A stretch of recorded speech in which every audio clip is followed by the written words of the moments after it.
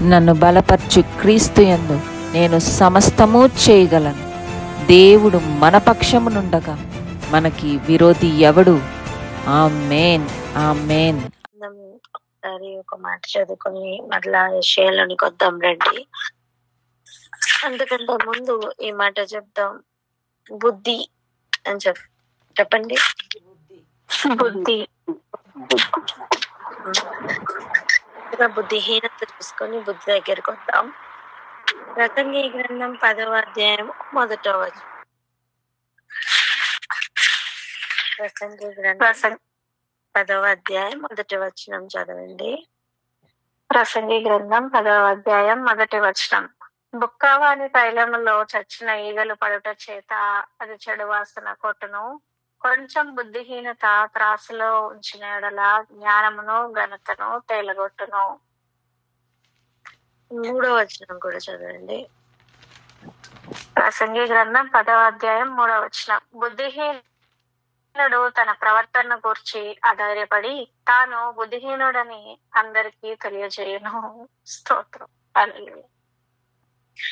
9వ అధ్యాయం 17వ వచనం చదవండి. ప్రసంగి గ్రంథం 9వ అధ్యాయం 7వ వచనం. నీవు పోయి సంతోషంగా నీ అన్నము తిను.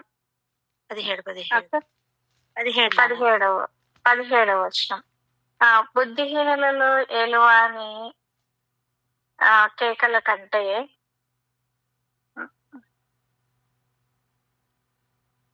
హల్లెలూయా మెల్లగా వినబడిన జ్ఞానుల మాటలు శ్రేష్టములు. యుద్ధం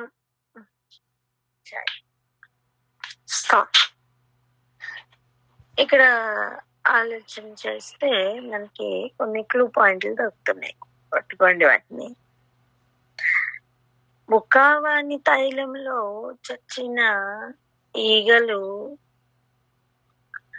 పడుట చేత అది చెడు వాసన కొడుతుందట. మంచి తైలమే, మంచి స్మెల్. ఎంత మంచి స్మెల్ అంటే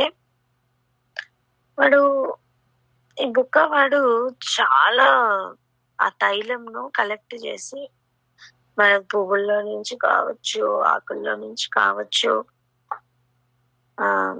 ఇప్పుడు ఒక మల్లెపూలలో నుంచి ఆ తైలం కలెక్ట్ చేస్తున్నాడు అనుకోండి. వాళ్ళ పద్ధతిలో వాళ్ళు వాటిని కలెక్ట్ చేస్తారు. ఆ స్మెల్ ఎటు పోకుండా దాన్ని చక్కగా ఒక గాజు బాటిల్లో పెట్టి అది కొంచెం రాసిన దాని యొక్క సువాసన అంత దూరం వెళ్ళేటట్టుగా కదా చాలా శ్రద్ధతో దాన్ని తయారు చేస్తూ ఉంటారు. కానీ దానిలో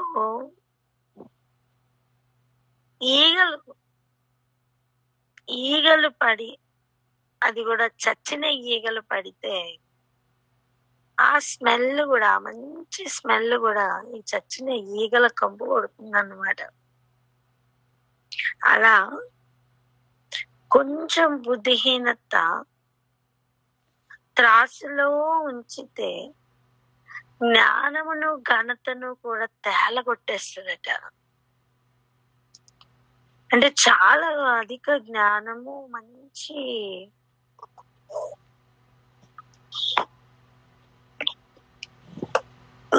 జ్ఞానము, బుద్ధి అన్ని ఉంటే కూడా ఈ కొంచెం బుద్ధిహీనత ఎంతండి? చాలా కొంచెం బుద్ధిహీనత. ఇది మనకి ఎలా అర్థం అవ్వాలంటే ఒక 20 లీటర్లు పాలు ఉన్నాయనుకోండి, దానిలో చాలా కొంచెమే, ఎక్కువ కాదు, చాలా కొంచెం, జస్ట్ ఒక్క స్పూన్ నిమ్మరసం యాడ్ చేసేయండి. చూడండి ఏం చేస్తుంది, దాన్ని విరిగిపోతుంది, పాలు విరిగిపోతుంది కదా. కొద్దిగా విషం, చాలా ఒక్క స్పూన్ విషమే, ఆ 20 లీటర్లు ఏమవుతుందండి?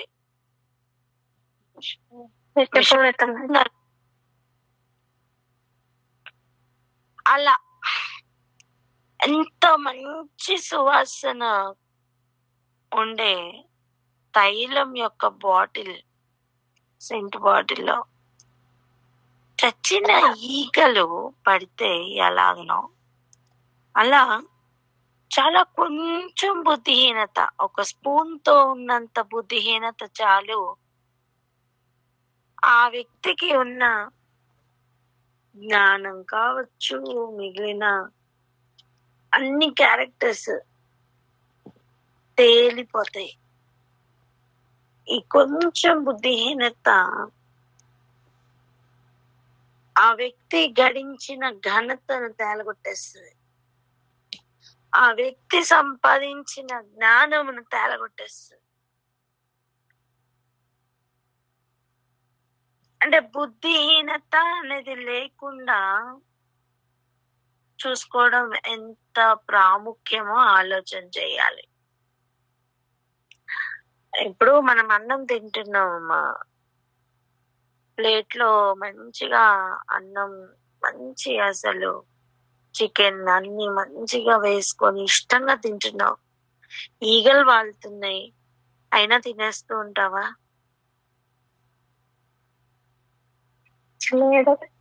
లేదు. ఈగలు వాళ్తుంటే, చేతి నిండా ఈగలు వాళ్తుంటే కొట్టవా కనీసం? అవి వాలకుండా కొట్టుకుంటూ సంహవ్ తింటాం, కానీ అవి చచ్చి పడి అన్నంలో కనబడ్డాయి అనుకోండి, అయినా తినేస్తామా? పర్లేదు, రా నాన్ వెజ్జే కదా అనుకుంటామా? లేదు. అంటే దాన్ని ఏది తినాలో ఏది తినకూడదో ఆ టైం మనకు అర్థమవుతుంది కదా. అలా జ్ఞానము, ఘనత ఎంత గడించినా సరే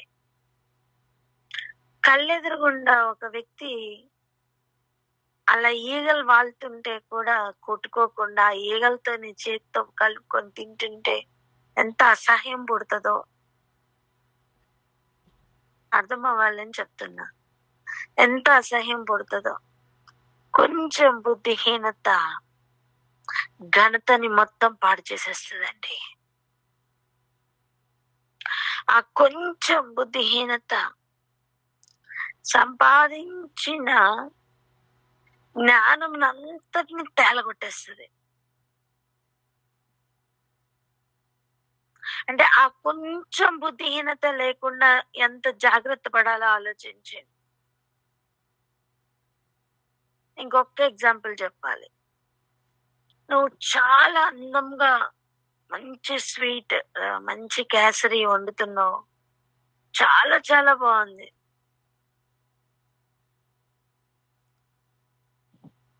కానీ ఎంత టేస్టీగా ఉందంటే అంత టేస్టీగా ఉంది. మీకు బియ్యం లాగానే తెల్ల రాళ్ళు వస్తాయి, ఐడియా ఉందా?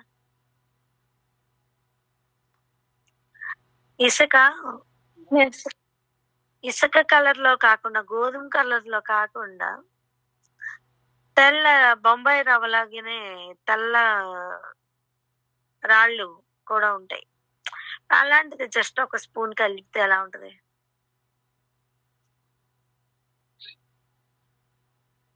ఆ పంటి కింద రాళ్ళు ఎంత బాగుంటాయి కదా తినడానికి. అబ్బా ఎంత బాగుందో అనుకుంటూ తింటామా మనం ఆ రవ్వ కేసరి? తినలేదు. ఏమవుతుంది చెప్పండి? ఒక్క స్పూనే, జస్ట్ ఒక్క స్పూనే.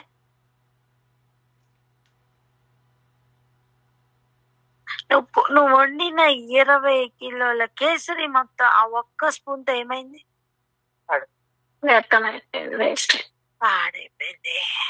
అలాగా అంత భయంకరంగా సంపాదించిన లేదా ఉన్న జ్ఞానం కానీ ఘనత కానీ ఆ కొంచెం ఒక స్పూన్ బుద్ధిహీనతతో కొట్టుకుపోతుందండి, వ్యర్థమైపోతుంది. అపవాది అయిన వాడు ఆ కొంచెం స్పూన్ తో బుద్ధిహీనత ప్రతి ఒక్కరి జీవితంలో కలిపేయాలని ట్రై చేస్తున్నాడు.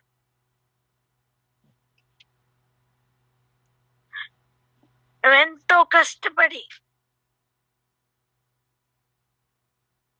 దేవుని యొద్ద కనిపెట్టుకొని జ్ఞానంను సంపాదించుకుంటున్నావు. వెండిని వెతికినట్టు వెతుకుతున్నావు, బంగారంను వెతికినట్టుగా బుద్ధిని వెతుకుతున్నావు, జ్ఞానం వెతుకుతున్నావు. కానీ ఏమరపాటో తెలీదు, శ్రద్ధ లేకపోవడమో తెలీదు, కారణం ఏమైనా సరే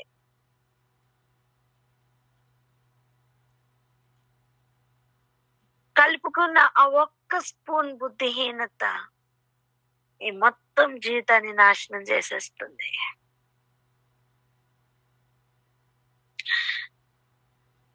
ఇప్పుడు చదవండి 9వ అధ్యాయం 18వ వచనం.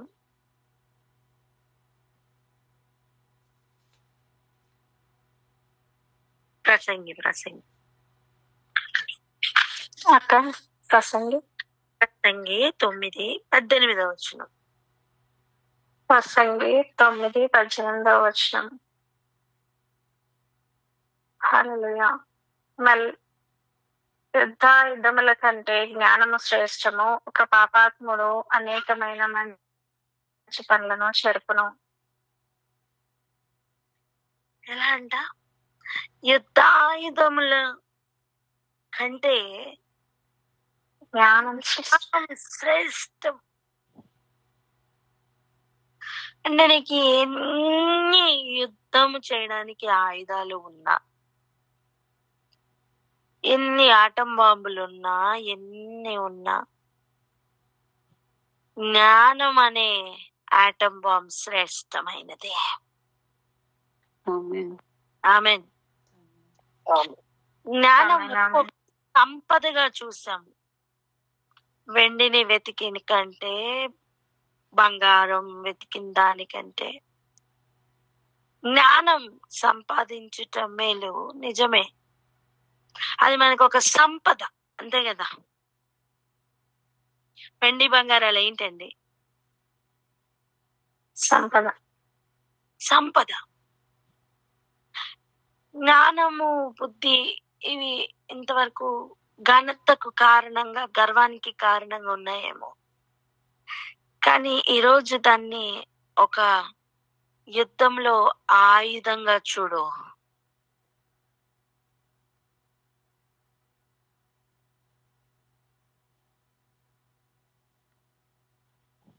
ఎంతమందికి అర్థమవుతుంది?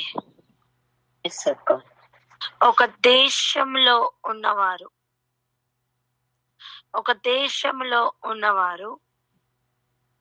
ప్రతి ఒక్కరు ఒక్కొక్కటి సంపాదించుకుంటూనే ఉంటాం ప్రతిరోజు.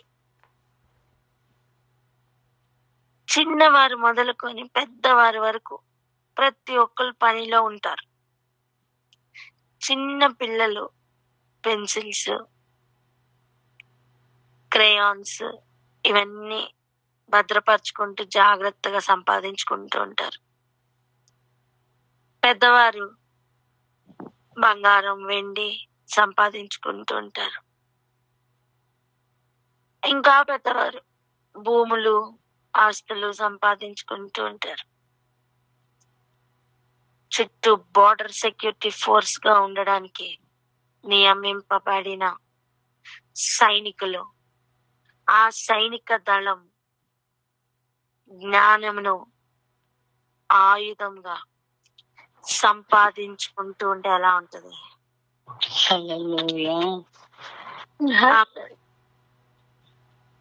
ఎంతమందికి అర్థమవుతుంది? ఇప్పుడు ఆ ఏరియాలో సంపాదన మారును గాక. ఆమెన్. చిన్న పిల్లలు కూడా జ్ఞానమును సంపాదించుకుంటూ, బుద్ధిని సంపాదించుకుంటూ ఉంటే, స్త్రీలైన వారు, కన్యకలు, యవన బిడ్డలు, పెద్దవారు, పురుషులు, ఇలా కుటుంబాలు జ్ఞానమును సంపాదించుకుంటూ దేశమంతా అలా జ్ఞానమును సంపాదించుకుంటూ ఉన్న ఏరియాలో ప్రతి ఒక్కడు ఒక సైనికుడిగా పిలువబడుతూ, ఎవరి కుటుంబానికి వారు రాజులైన యాజక సమూహమే కదా. రాజు అంటే దేశాన్ని కాపాడుకోవాలి. రాజు అంటే స్వాధీనపరుచుకుంటూ కూడా ఉండాలి. డిఫెన్స్ చేసుకుంటున్న రాజ్యం ఎంతకాలం డిఫెన్స్ చేయగలదు?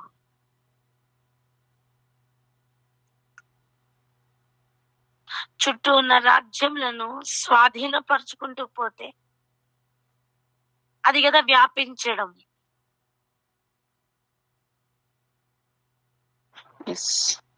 చుట్టూ 10 రాజ్యాలు ఉన్నాయనుకోండి, ఎన్ని?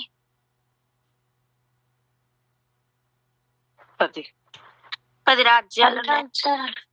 10 వ్యతిరేకతలు, అలా 10 యుద్ధములు చేస్తూ ఉన్న సమయం, ఆలోచన, సంపద అన్నిటినీ అలా వ్యయపరుచుకుంటూ ఉండడం మంచిదా? ఒక్కొక్క దేశంను స్వాధీనపరుచుకుంటూ వ్యాపించడం మంచిదా? ప్రదేశంలో స్వాధీనపరుచుకుంటూ. హల్లెలూయా. ఒక్కసారి ఆలోచించండి. శత్రువు ఎంతగా పనిచేస్తున్నాడో ఒకసారి ఆలోచించండి. ఈ జనం మనకంటే బలిష్టముగా, విస్తారంగా వ్యాపించేస్తున్నారు. వీళ్ళు ఇలా వ్యాపించకుండా ఉండాలి అంటే వీరి మీద వెట్టి పనులు చేయించాలి అని శత్రువు ముందుగా పసిగెట్టి పని చేస్తున్నప్పుడు వారు ఏం కోరుకున్నారు? తొక్కి పెట్టాలని కోరుకున్నారు. ఎంతమందికి అర్థమవుతుంది? ఇంకొక మాట చెప్పిన, మనకి సాటర్డే ఒక సబ్జెక్ట్ అవుతుంది చూసారా, సింహములు, కొదమ సింహములు. వాటిని చంపుగలమా, త్రొక్కగలమా?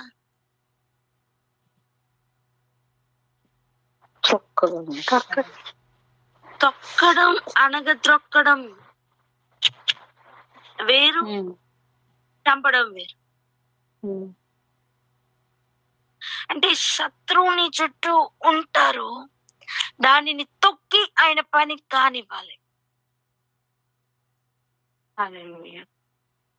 యుద్ధాయుధములన్నిటికంటే జ్ఞానము నిన్ను అనేక విషయములను త్రొక్కి నిలబడుటకు సహాయం చేస్తుంది.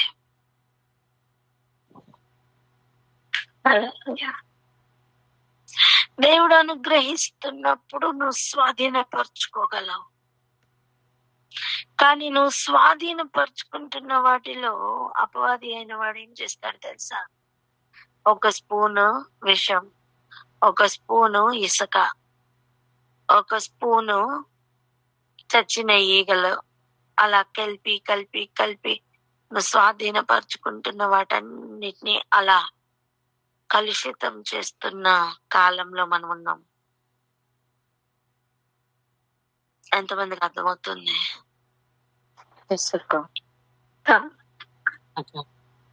ఇలాంటి ఏరియాలో, ఈ యుద్ధం ఇలా ఉన్న ఏరియాలో, ఎందుకంటే చూడండి, ఇంతకు ముందు లాగా ఇప్పుడు యుద్ధాలు లేవు. బాణాలు పెట్టి, విల్లెక్కు పెట్టి అటువంటి యుద్ధాలు ఉన్నాయా అండి? గుర్రాలతో ఉన్నాయా? ఈటెలతో ఉన్నాయా? ఒక్క ఈట అయినా ఉందా చెప్పండి? ఆయుధాల్లో మార్పు వచ్చింది. గన్నులు, బాంబులు, హెలికాప్టర్లు ఉన్నాయా లేదా?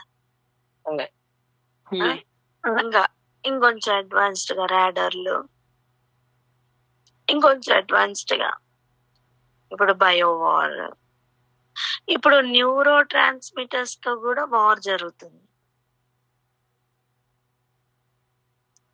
ఇప్పుడు ఏఐ తర్వాత ఎలా ఉంటదంటే, ఎలా ఉండబోతుందంటే, ఒక్కొక్కరు మైండ్ క్యాప్చర్ చేసుకొని ఇక్కడి నుంచి ఏం ఆపరేట్ చేస్తే వాళ్ళు ఆ పని చేస్తారు.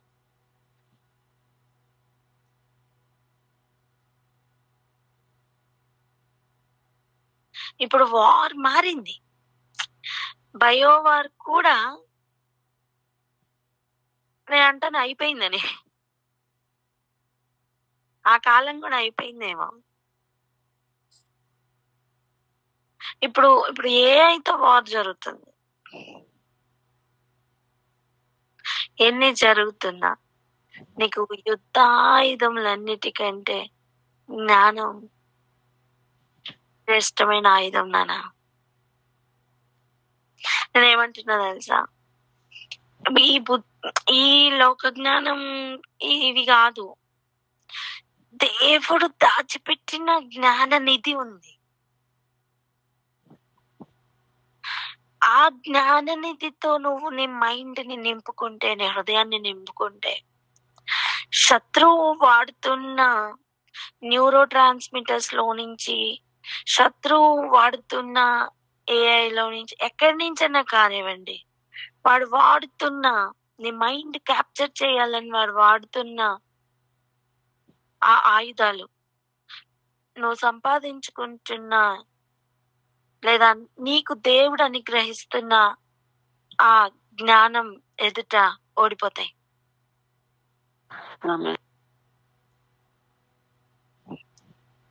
ఎంతమందికి అర్థమవుతుంది?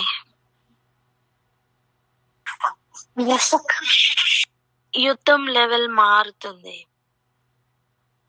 అప్పుడు మనం సంపాదించుకుంటున్న జ్ఞానం లెవెల్ కూడా మారాలి కదా. హలో, మారాలి. నేను పాతకాలంలో ఈట వాడాను, ఇప్పుడు కూడా ఈటనే వాడతానని బయోవార్ జరుగుతున్నప్పుడు ఈటలు వాడు దేని చంపుతావు?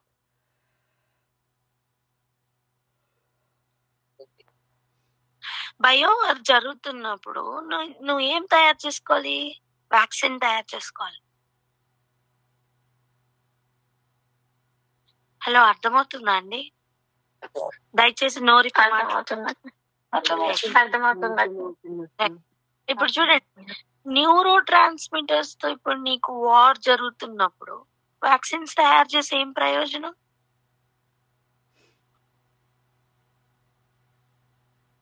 నీ వెపన్ లో మార్పు రావాలి. ఆమేన్.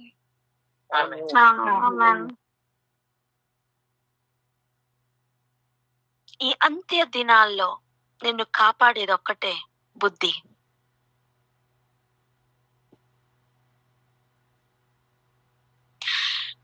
యేసు ప్రభు వారు ఎండ్ టైం వార్ దేంతో జరుగుతుందో క్లియర్ గా చెప్పేశారు. 10 మంది కన్యకలే 5 బుద్ధి సంపాదించుకున్నారు, 5 బుద్ధిహీనులుగా ఉన్నారు.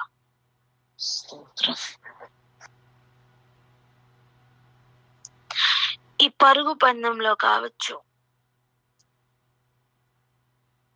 ఈ పోరాటంలో కావచ్చు, ఓడిపోవడానికి కారణం బుద్ధిహీనత, బుద్ధి లేకపోవడం. గెలవడానికి కారణం బుద్ధి ఉండడం.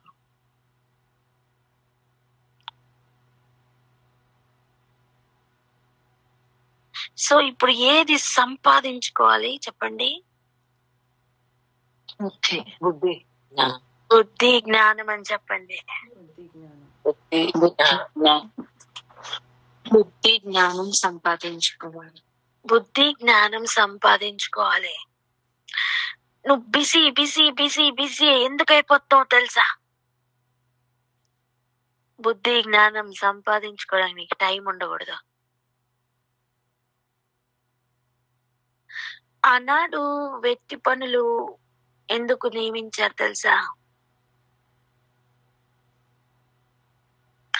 నువ్వు అలిసిపోయి ఇంటికి వెళ్ళి పడక సుఖం అనేది ఉండకుండా, పిల్లలు పుట్టకుండా ప్లాన్ చేశాడు. అయినా సరే వాళ్ళు వెట్టి పనులు పెట్టిన కొద్దీ వీరు వ్యాపించారట, వీరు విస్తరించారట. సో టార్గెట్ దేని మీద పెట్టాడు తెలుసా? పుట్టిన పిల్లల్ని పురుట్లో చంపేయాలా. ఒకవేళ మగబిడ్డ అయితే చంపేయాలా, ఆడదైతే బ్రతికనియచ్చు.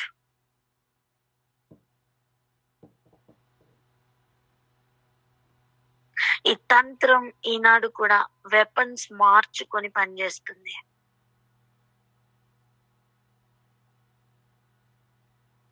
వార్ రేంజ్ మారింది అంటున్నా నేను.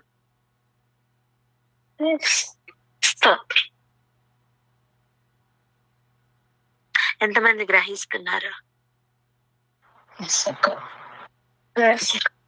ఈ ఏరియాలో దిగి మనం ప్రార్థన చేద్దాం. ఒక్కొక్కరి హృదయం జ్ఞానముతో నింపబడాలని. ఆ 1 స్పూన్ కూడా బుద్ధిహీనత అలౌ చేయొద్దు.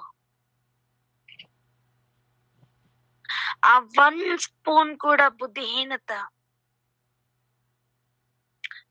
నువ్వు ఇంతవరకు గడించిన జ్ఞానంనే, ఇంతవరకు గడించిన ఘనతని తేలగొట్టేస్తుంది నాన్న. ఇంతవరకు సంపాదించి మంచి తైలంగా ఉంటే, సువాసనగా ఉంటే, ఆ 1 స్పూన్ కంపు కొడుతుంది. పాల వంటి మంచి నిర్మలంగా ఉంటే ఆ 1 స్పూన్ విషంగా మారుతుంది. మంచి ఆహారంగా ఒక మంచి టేస్ట్ ఇస్తున్న ఒక మంచి కేసరిగా ఉంటే ఆ 1 స్పూన్ పంటి కింద రాయిలా తయారైంది. ఈరోజు నువ్వు జ్ఞానం సంపాదించుకున్నట ఎంత ప్రాముఖ్యమో, బుద్ధిహీనత ఎంటర్ అవ్వకుండా చూసుకోవడం కూడా అంతే ప్రాముఖ్యం. ఒక రాజు తన రాజ్యాన్ని విస్తరించడం ఎంత ప్రాముఖ్యమో, తను వచ్చేసరికి ఆ రాజ్యాన్ని కాపాడుకోవడం కూడా అంతే ప్రాముఖ్యం. ఇప్పుడు నెబుకద్నెజర్ రాజు ఇజ్రాయెల్ మీదకి దండెత్తి వచ్చాడు. ఇజ్రాయెల్ మీద దండెత్తి కొలసొమ్ము పట్టుకొని ఆఖరికి మందిరంలో ఉన్న మొత్తం ఉపకరణాలన్నీ పట్టుకుని తీసుకుని వెళ్ళాడే. వాడిని దేవతాలయంపు బొక్కసంలో పెట్టుకోవడానికి నేనేమన్నా తెలుసా, రిటర్న్ వెళ్ళేసరికి ఆడ బబులోన్ రాజ్యం, షూషన్ కోట అన్ని కూడా కొల్ల పెట్టబడ్డాయి అనుకోండి. వేరే వాళ్ళు వచ్చి పట్టుకెళ్ళిపోయారు అనుకోండి. ఇప్పుడు పట్టుకెళ్ళి నేను ఎక్కడ పెడతాడు? మీకు అర్థమైందా?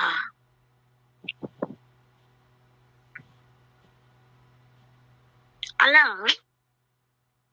ఇప్పటి వరకు గడించిన జ్ఞానము, ఘనత అన్నీ కూడా కాపాడుకోవాలి. ఒక రాజుగా బాధ్యత ఉన్నదాన్ని కాపాడుకుంటూ స్వాధీనపరచుకోవడం. బుద్ధిహీనత అనేది అలౌ చేయబడడం వలన నీ చేతిలో ఉన్నది పాడైపోతుంది. చూసుకో.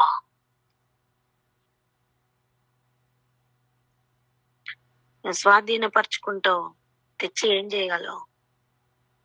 ఎక్కడ పెట్టగలవు? సంపాదించుకుని వచ్చావు, మంచిది. ఎక్కడ దాచగలవు? నిల్వలేవి. ఒక ఇంటిలో 10 కిలోలు బియ్యం పట్టే గిన్నెనే ఉంది. నువ్వు 100 కిలోలు తెచ్చావు, ఎక్కడ పెడతావు? నిల్వలేవి. ఫరో కూడా ధాన్యాదులు నిల్వ చేయడానికి పీతోము, రామసేసు పట్టణాలు కట్టాడండి.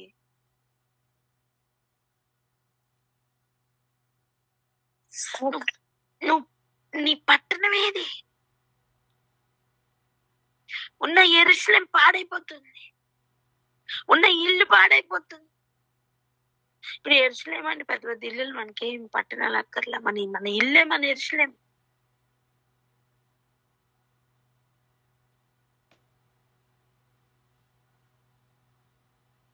కొంచెం బుద్ధిహీనత, కుటుంబాలు పాడైపోతున్నాయి.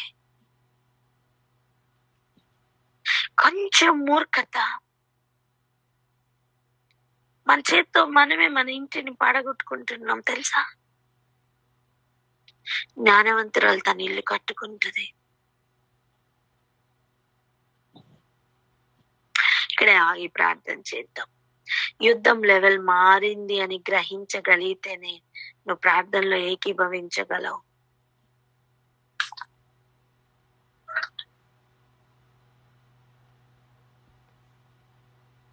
ప్రార్థన చేయండి, ప్రతి ఒక్కరు ఏకీభవిద్దాం. హల్లెలూయా. మహోన్నత పరిశుద్ధ ప్రభా, స్తుతి స్తుతి స్తోత్రం నాయన. అవును తండ్రి, ప్రతి ఒక్కరూ నాయన యుద్ధం లెవెల్ మారింది అని గ్రహించుకున్న శక్తిని అనుగ్రహించమని ప్రార్థిస్తున్నాం ప్రభా. మీకు వందనాలు. యుద్ధం లెవెల్ మారింది నాయన. అవును నా తండ్రి ప్రభా, నా తండ్రి ఇల్లు పాడైపోవటకు కొంచెం బుద్ధిహీనత ఉంటే చాలా కుటుంబం నా తండ్రి ఆ యొక్క బుద్ధిహీనత చేత కూలిపోయేటువంటి ప్రమాదం ఉంది నాయన. జ్ఞానవంతరాల వల్లే ఇల్లు కట్టుకునేటువంటి వారుగా మాకు జ్ఞానంను అనుగ్రహించమని ప్రార్థిస్తున్నాం ప్రభా. మీకు వందనాలు నాయన. నా తండ్రి ప్రభా, మీకే స్తోత్రములు నాయన. ఒక్కొక్కరి హృదయమును జ్ఞానంతో నింపమని ప్రార్థిస్తున్నాం ప్రభా. నాయన ఒక్క స్పూన్ బుద్ధిహీనత ఉన్నప్పటికీ కూడా నాయన నా తండ్రి ఒక్క స్పూన్ నా తండ్రి ప్రభా తైలంలో నాయన నా తండ్రి తీగలు పడినప్పటికీ నాయన నా తండ్రి ఒక్క పాలలో ఒక్కొక్క స్పూన్ నిమ్మరసం పడినప్పటికీ నాయన నా తండ్రి ఆ టేస్ట్ అనేది మారిపోయి ఆ యొక్క నాయన తన మొత్తం పదార్థం అంతయో పాడైపోతుంది ప్రభా.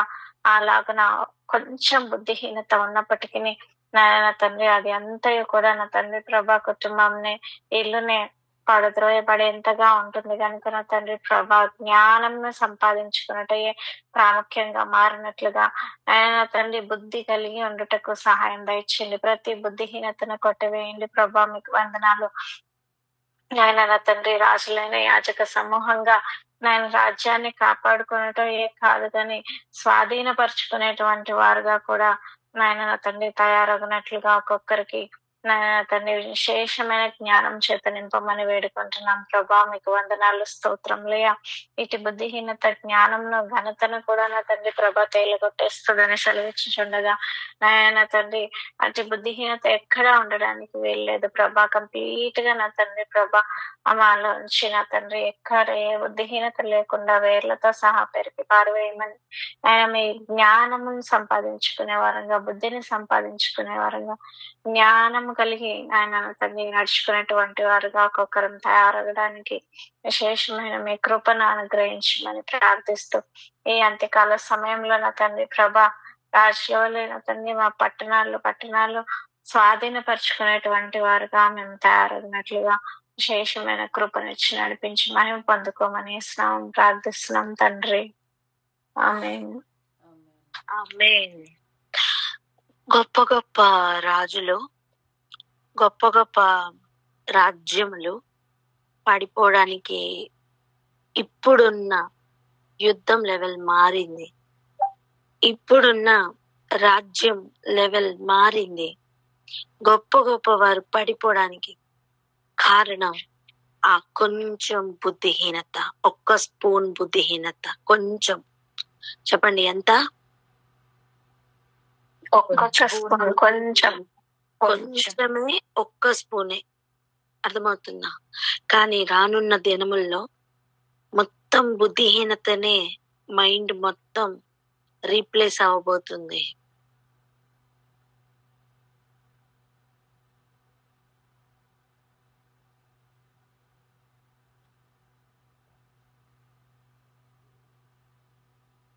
ఎంతమందికి అర్థమైంది ఈ మాట?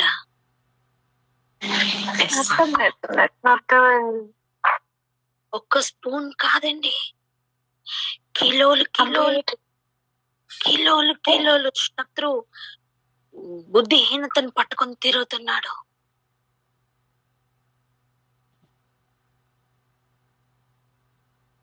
ఒక్కొక్క వ్యక్తి ఫూల్ అయిపోతున్నాడు. పట్టణాలు ఆల్రెడీ ఫూలిష్నెస్ తో నిండుకుపోయింది.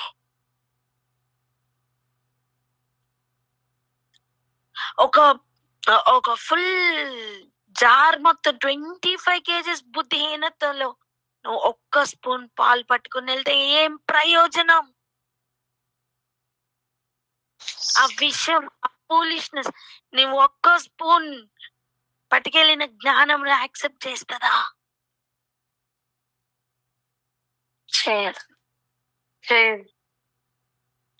ప్రస్తుతం అదే జరుగుతుందండి.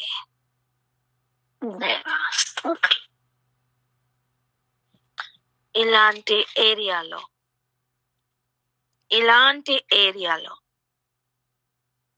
ఇప్పుడు చదువుకుందాం రండి.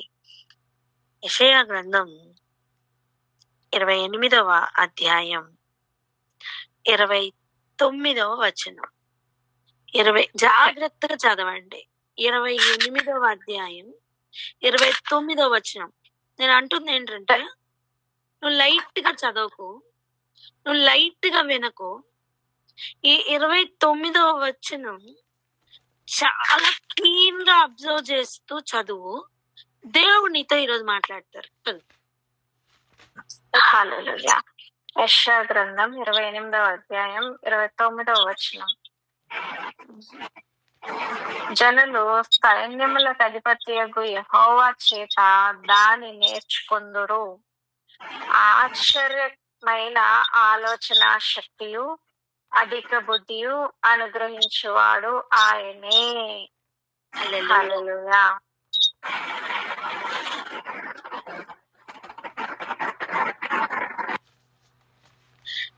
ఆశ్చర్యమైన ఆలోచన ఏంటిది?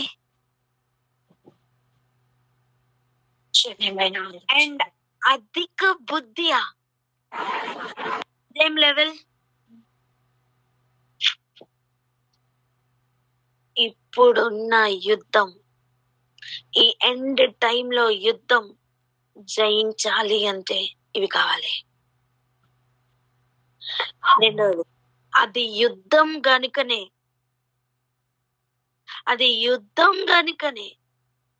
సైన్యములకు అధిపతి అయిన యెహోవా ఎంట్రీ.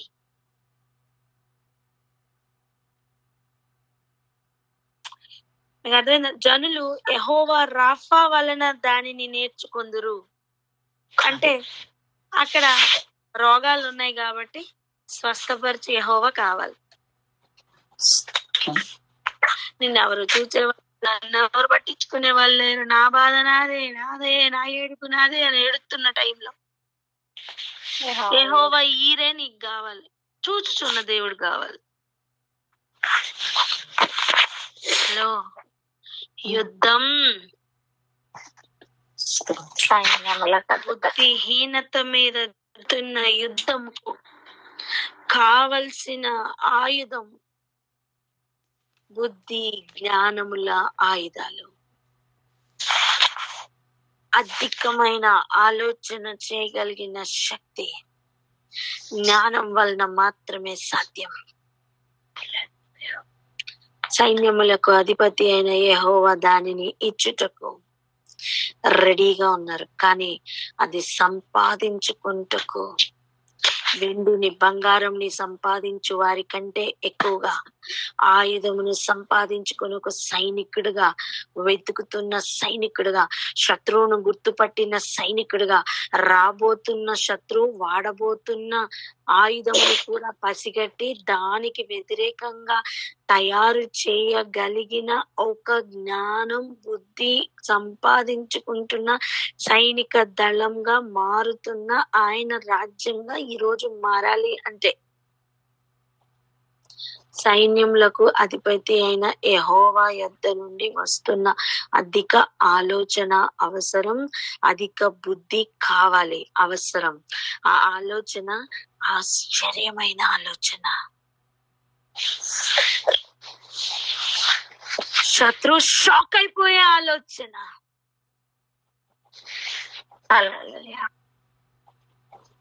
అందరినీ బుద్ధిహీనతలో మగ్గి పెట్టాను అనుకుంటే సడన్ గా 5 లేచి ఆయనతో పాటు వెళ్ళిపోతారు.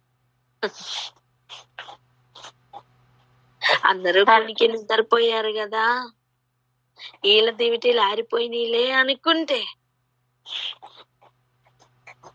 మునుపటి కంటే ఇప్పుడు అధికముగా వెలుగుతూ ఉంటాయి. ఇదేంటి నూనె లేకుండా చేశానే, ప్రపంచంలో నూనె లేదే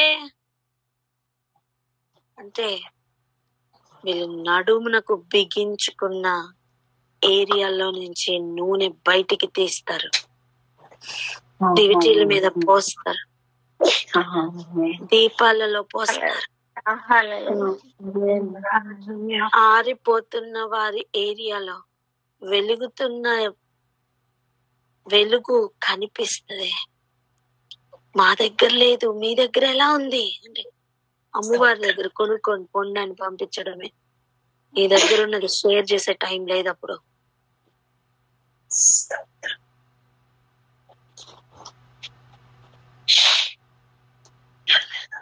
సైన్యములకు అధిపతి అయిన యెహోవా